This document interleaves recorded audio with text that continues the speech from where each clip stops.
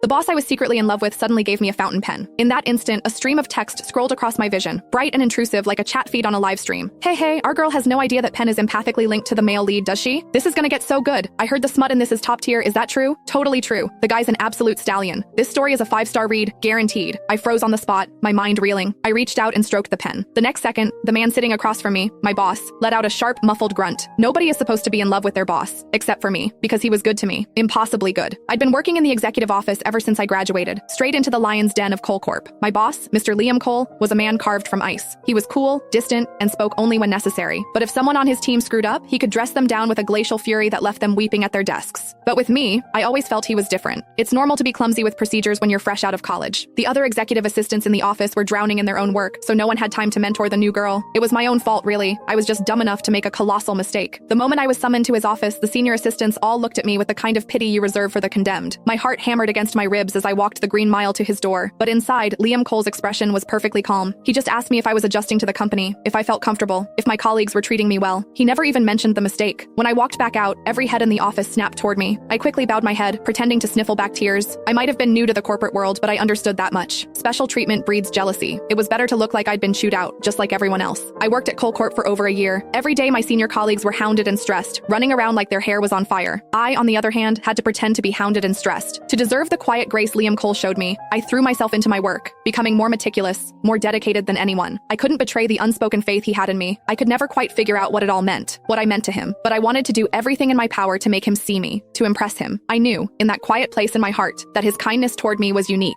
It wasn't overt, nothing anyone could point a finger at. Maybe it was just a hint of affection, a flicker of something more. I told myself not to overthink it. It was enough to see him every day. I was earning a fantastic salary for a job that, for me, was surprisingly calm. What more could I possibly ask for? The company landed a massive new account. Everyone who had worked on the deal was getting a bonus. For the executive office, those bonuses were handed out personally by the CEO himself. I filed into his office with my colleagues. Liam Cole produced a stack of thick envelopes, his voice as cool and crisp as ever. For your efforts. As the newest hire, I was last in line. One by one, my colleagues accepted their envelopes, their faces lit with joy. When my turn came, there was nothing left. Liam's face was unreadable. Ellie, you've only been with the company for a little over a year. Your seniority doesn't quite qualify for this tier. I got you something else. My colleagues craned their necks. Their curiosity piqued. He slid a sleek, dark blue box across the mahogany desk. Open it. What could possibly be better than a fat check? Confused, I lifted the lid. Nestled in the velvet lining was a handsome fountain pen, its body the color of a midnight sky. Tied around it was a tiny, almost comically delicate pink ribbon. And in that instant, a stream of text scrolled across my vision, bright and intrusive like a chat feed on a live stream. OMG, he basically just handed over his junk. LMAO. Hey, our girl has no idea that pen is empathically linked to the male lead, does she? This is